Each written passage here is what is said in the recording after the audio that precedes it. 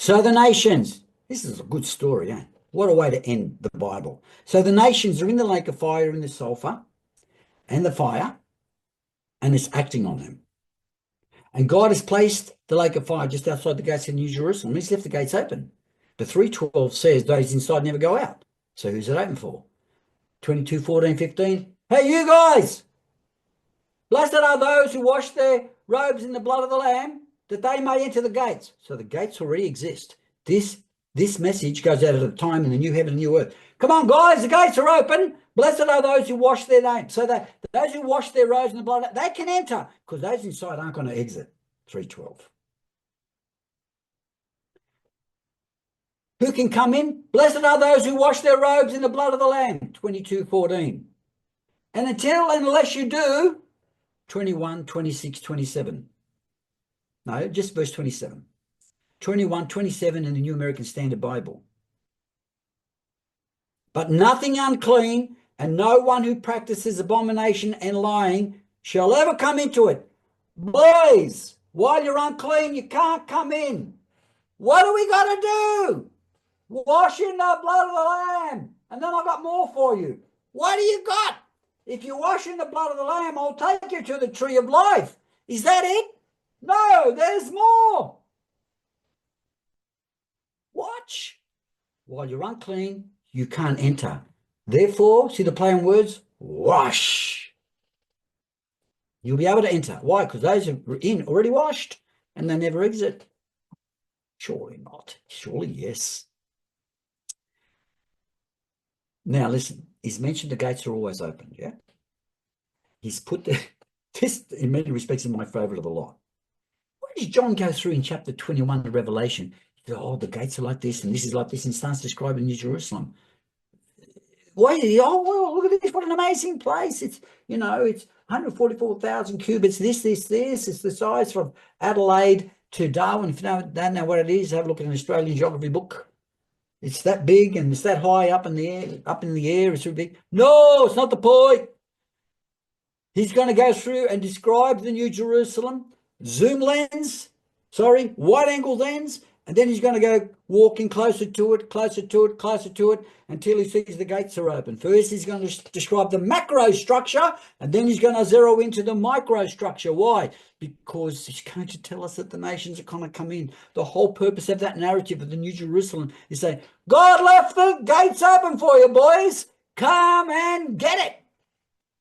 Look, let's look now at the description of the New Jerusalem, how it's a wide angle.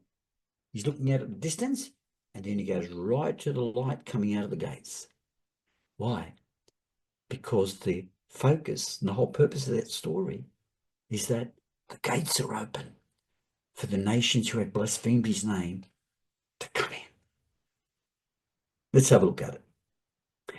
We already know from verses 1 to 3, I won't read them again, that the New Jerusalem has descended. God's inside with his people, and they never leave. They never leave. So now he's going to talk about the building, looking from the outside in, long distance, right up to inside the throne.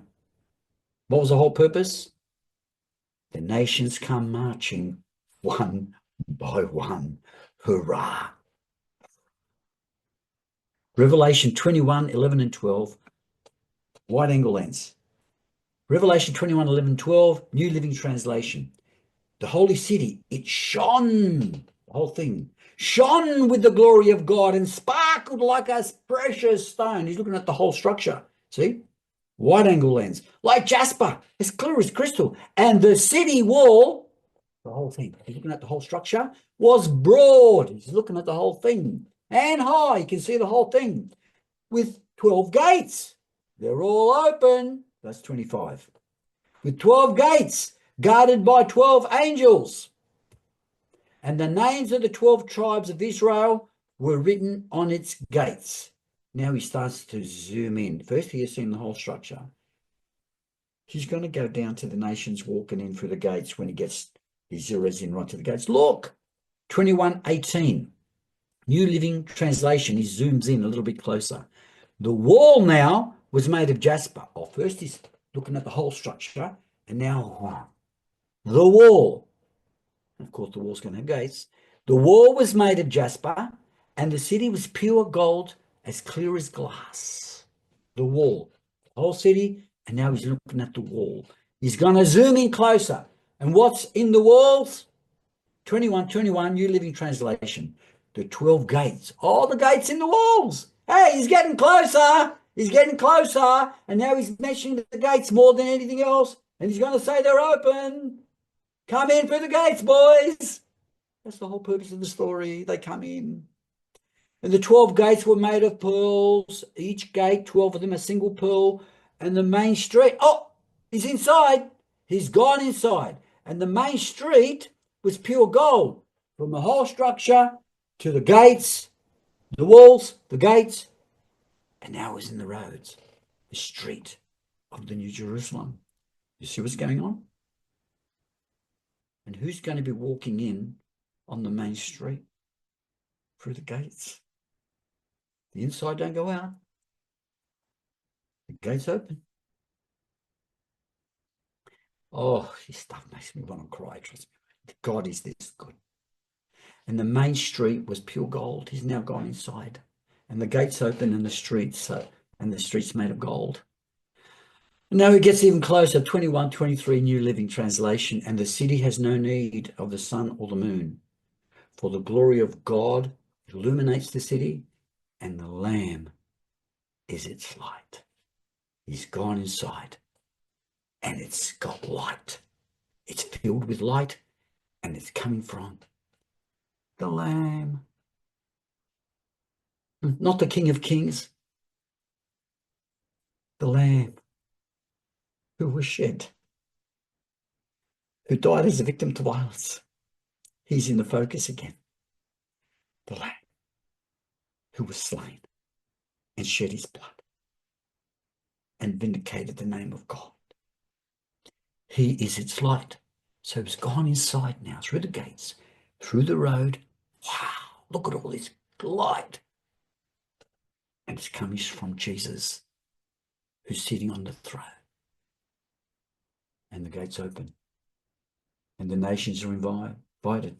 Wash your robes in the blood of the Lamb. And then you'll be able to go to the light from the Lamb at the throne. Next time.